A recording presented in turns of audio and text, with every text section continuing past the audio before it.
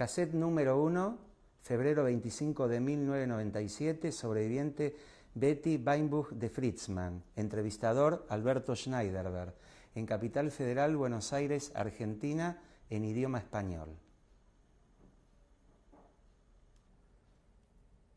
Mi nombre es Alberto Schneiderberg, S-Z-N-A-I-D-E-R-B-E-R-G. Hoy es febrero 25 de 1997 y voy a entrevistar a la señora Betty Weinbuch de Fritzman en Capital Federal, Buenos Aires, Argentina, en idioma español. ¿Cuál es su nombre? Yo me llamo Betty Weinbuch de Fritzman. ¿Me lo puede deletrear? Sí, como no. Bueno, Betty, B larga, E-T-Y. Weinbuch es W-A-J-N, B larga, U-C-H, de Fritzman. Y Fritzman es F-R-I-T-S-M-A-N. ¿Dónde nació? Nací en Berlín. ¿Cuándo nació? El 11 de junio de 1930. ¿Qué edad tiene? 66 años tengo ahora. ¿Me puede decir el nombre de sus padres? Como no, mi papá, Hillel Weinbuch, y mi mamá, Blima Schon, si quiere se lo deletreo, S-C-H-E con diéresis N, bueno, de Weinbuch. ¿A qué se dedicaba su papá en Alemania? Bueno, mi papá era fabricante de gorras, las fabricaba él y después las vendíamos. Teníamos, como se usaba en Alemania, así un ¿cómo se dice eso? Un sótano, semisótano, como se usa ahora ahí en la calle Paraguay, estos lados donde hay arte, bueno, un estilo de esto. No era directamente un sótano, semisótano, con vidrieras al exterior y unos pequeños escalones hacia abajo. Y desde el punto de vista económico, ¿qué situación tenían? No, éramos gente, si se puede decir, ya ni diría de clase media, sino obrero, de tipo obrero, ¿no? Siempre sé que había una situación económica más o menos, había problemas siempre. Todo lo que recuerdo siempre había problemas. Y era muy trabajador mi papá, pero evidentemente se ve que debía haber muchos gorreros, así que en este aspecto había problemas económicos. ¿En qué zona ustedes vivían de Berlín? Nosotros en las zonas, mire, yo viví en dos lados. Nací en el barrio obrero y después nos mudamos también a otro barrio obrero, pero ya un barrio obrero un poquito más avanzado. Pero ¿Cómo se los llamaba dos, esa zona? donde yo nací se llamaba Ackerstraße y el número también era 46. Y el segundo lugar era Brunnstraße 91. Esos son los dos lugares donde yo viví en Berlín. ¿Su padre era de origen alemán? No, mi papá era polaco. Y él llegó a Alemania, escapado de Polonia, porque en aquella época era muy bravo el servicio militar.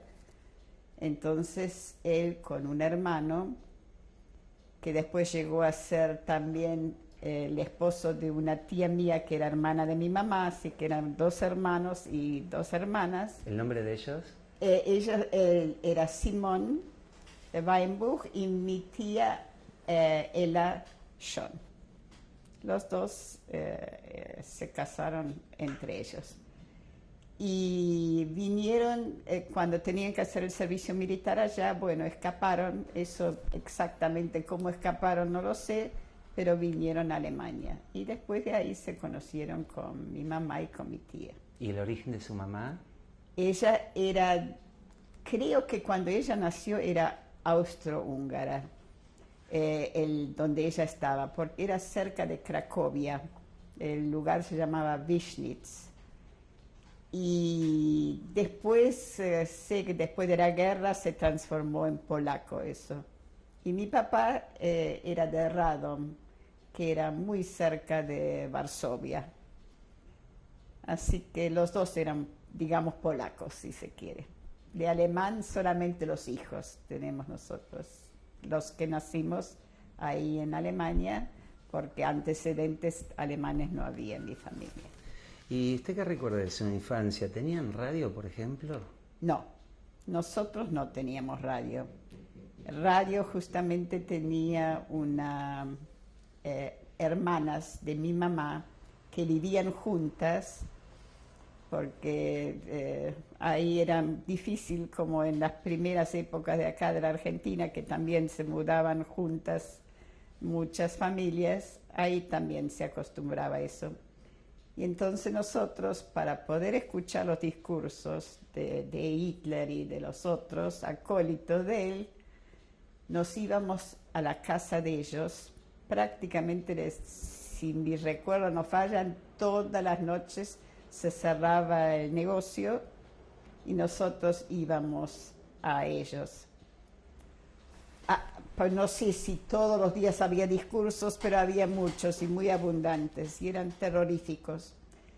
Pero la cuestión es que estaba prohibido a los judíos escuchar la radio. Entonces yo recuerdo que se cerraban persianas, cortinas y se escuchaba todo despacito, y yo me acuerdo el temor que uno sentía de que nadie pudiera escuchar esto, de que nosotros estábamos escuchando discursos de Hitler o de Göring o de Goebbels, de los jerarcas de esta época. ¿Y sus padres en qué idioma hablaban?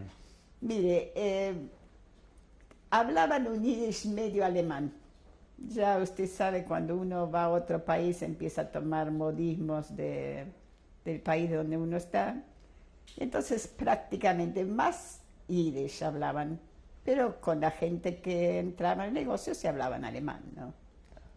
Es como es bastante parecido, igual, entonces se arreglaban bien.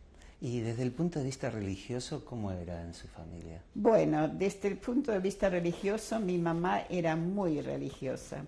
Ella cumplía todos los ritos, kosher, acá también en Argentina, después cuando venimos, y rezaba. Yo no recuerdo si rezaba todos los días, eso no lo recuerdo, pero los sábados sí, íbamos al templo, y mi papá, que era más bien de tendencia liberal, a veces también la acompañaba, pero como compañero nada más, pero él era muy liberal, no era religioso. ¿Y en su casa cómo era entonces un Shabbat? ¿Qué recuerdos tiene? En Shabbat se cumplían todas las leyes. Mi mamá prendía las velas, se hacía una bruje que la hacía mi papá, y se comía las cosas que se acostumbra a comer los viernes, que era pollo, sopa, hasta los últimos tiempos en donde ya no se le permitía a los judíos practicar ¿cómo se llama esto? El shoichet, ya no estaba permitido esto. Entonces mi mamá compraba una carne que se llamaba Neukosher, era una cosa así, que era más o menos como para darle el aspecto de que era kosher, pero no era tan al 1000%. Y entonces yo recuerdo ahora, en este momento, me acordé que a mi papá, que quería comer carne, le compraba ella esa carne que no era 100% kosher, por lo menos para lo que mi mamá sentía, y compraba para mi papá. Pero al final, ya antes de irnos, ya no había esa variedad de comida, porque prácticamente se llamaba Eintopf. Eintopf quiere decir, como decir, una sola comida se podía hacer. Ya ni había manteca, el pan era negro, todas estas cosas antes de la guerra que él preparaba ir a la guerra, sin decirlo. Se ve que había una una orden y se cumplía, porque ahí había mucho temor y se cumplían las órdenes de arriba. ¿Tiene hermanos? Sí, tengo un hermano, pero que nació acá porque mi mamá vino embarazada, porque justo antes de que nosotros saliéramos de Berlín, en Alemania estaba prohibido, yo no sé si a los judíos o en general a los alemanes, eso no lo sé, a usar anticonceptivos. Entonces, mi mamá, mi tía Ela, que era la hermana que vino también a la Argentina, y la tía Ana, que era una tía que quedó allá, las tres quedaron embarazadas en el mismo tiempo. Lamentablemente mi tía Ana, con esta criatura que nació, bueno, las mataron en Auschwitz, pero mi hermano y mi primo nacieron acá. Mi hermano nació en octubre, porque nosotros venimos en julio. ¿Cuál es el nombre de su hermano? Félix, Roberto Félix, acá lo llamamos Roberto para darle un aspecto un poco de argentino, Roberto Félix, y mi primo Jorge Weinbuch. Él nació 4 semanas después, porque mi tía vino después que nosotros, 3 meses después que nosotros vinieron ellos. ¿Usted recuerda si su padre leía algún periódico? ¿Acá en Argentina? No, en Alemania. En Alemania, mire, realmente eso no lo recuerdo. Me imagino que sí, porque en mi casa no era una casa así demasiado culta, pero se leía, se escuchaba música, a mi papá le gustaba mucho el canto, y nosotros dos, porque yo seguí un poco acá, estudié bastante años de canto, y yo tenía una abuela, justamente la abuela que se llamaba Frimet, de parte de mi papá, que mataron en Polonia. Ella era una mujer por eso salieron liberales mi papá y mi tío y otros hermanos que después los mataron allá, porque mi abuela era completamente liberal. Nosotros, como mi papá no podía volver a Polonia, entonces nosotros la visitábamos a mi abuela en la época de las vacaciones. Y mi abuela era tan libre que mi mamá los viernes ponía las velas, y para que ella pudiera leer, se ponía al lado de las velas a leer y hacer sus cosas. Era una mujer que no cumplía absolutamente con ningún rito y era una mujer bien mayor ya. Es decir, que ustedes de vacaciones iban Nosotros íbamos todos los años, salvo 1 o 2 veces que fuimos porque mi mamá tenía problemas así de salud. Entonces fuimos en Alemania a un lugar como digamos acá Río Hondo, que son lugares termales, exactamente. Me acordaba cómo se llamaba, en este momento me olvidé, pero creo que fuimos 1 año solo, pero si no, todos los años íbamos a Polonia. Usted me comentó que mientras vivía en Berlín, vivió en 2 casas. Yo viví en 2 casas. ¿La primera hasta qué edad? Hasta los 5 años. ¿Y usted recuerda alguna de las 2 casas bien? Sí, yo recuerdo las 2 casas bien. ¿En esas casas estaba el negocio de su papá? En las 2 estaban los negocios de mi papá.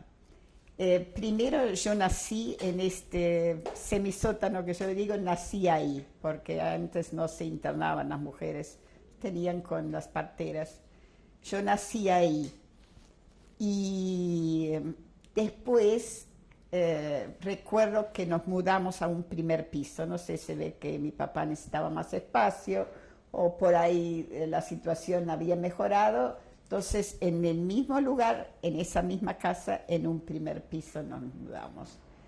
Pero lo que sí recuerdo, digamos, es un episodio, no lo recuerdo yo, lo recuerdo por lo que me contaron, porque un hermanito que tuve yo, que nació antes de cumplir yo los 3 años, él nació en abril.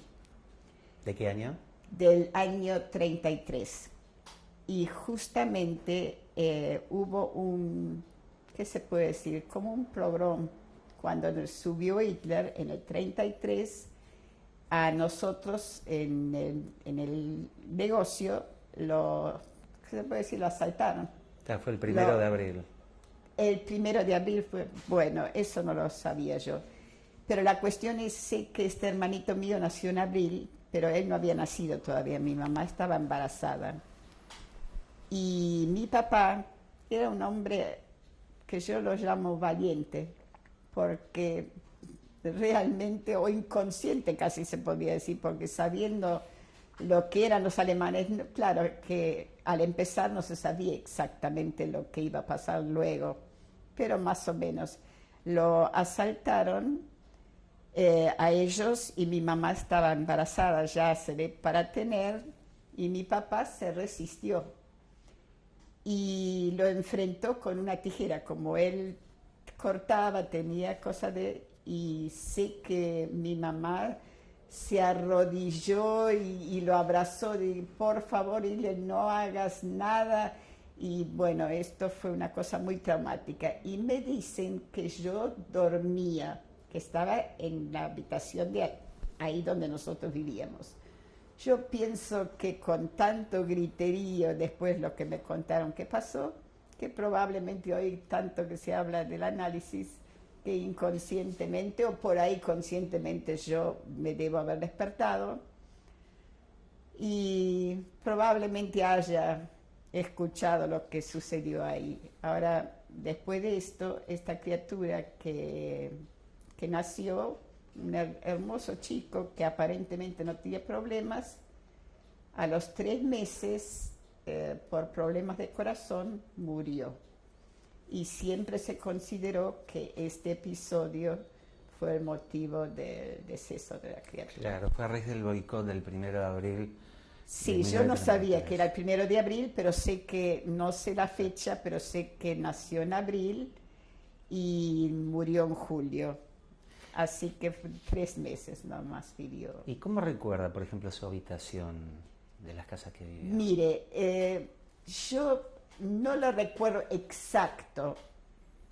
Tengo como una visión. Ahora lo que sí puedo decirle, porque nosotros éramos gente humilde, pero yo nunca sentí la pobreza, porque realmente mi mamá era una persona así tan limpia, tan habilidosa, que yo nunca sentí que nosotros éramos pobres.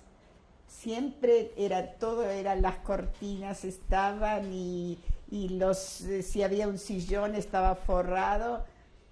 Y sé que cuando ellos se mudaron, que al casarse se mudaron a este lugar, dicen que estaba lleno de ratas. Estaba lleno de ratas y que hasta tenían miedo de dormir de noche, tan terrible era. Pero con mi mamá, yo después, lo que yo recuerdo cuando nací, era un lugar que a mí me pareció perfecto. Claro, uno es chico y no tiene verdadera noción, pero ¿Usted tenía una habitación aparte de sus no, padres? No. Yo dormía junto con mis padres.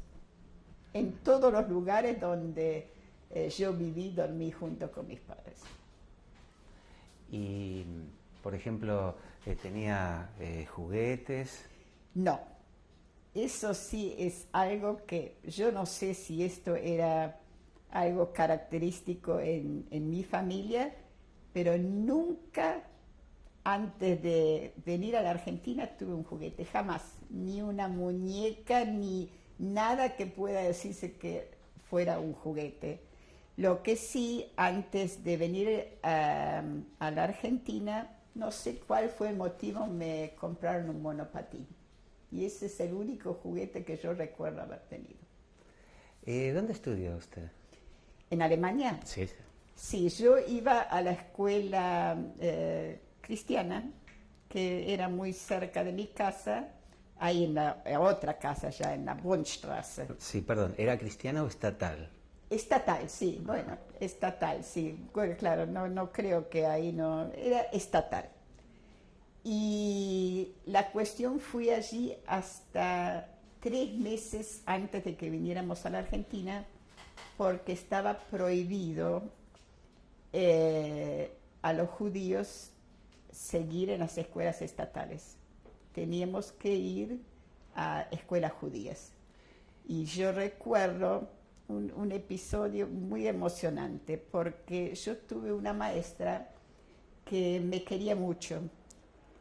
Era una alemana, mire, era soltera, yo me acuerdo, es lo típico que uno muestra en las películas, estas mujeres con el rodete atrás, terrible, con anteojitos, y usted sabe que ella pegaba terriblemente, porque se pegaba en Alemania, pero la cuestión es, a mí me adoraba, mire, esas cosas de la vida, y cuando yo me tuve que ir del colegio, ella vino a mi casa, ya ahí en la Bundstraße, diciendo cómo lamentaba que yo me tuviera que ir. Y yo tengo una carta, lamentablemente no la tengo en este momento, una carta que ella me escribió, y yo sé que esto estaba completamente prohibido, así que ella hizo algo que no estaba dentro de las reglas de esta época. Una carta que la traje acá, en donde ella ponía el cariño que ella me tenía a mí. ¿Y usted tuvo amigos judíos y no judíos en la escuela? Mire, no, yo no tenía amigos judíos porque yo no tenía juguetes, pero jugaba. Y en la primera casa donde yo le digo que nací, tenía muchos amiguitos, amigas, amigos, y jugábamos en la calle. Y en la otra casa también jugábamos.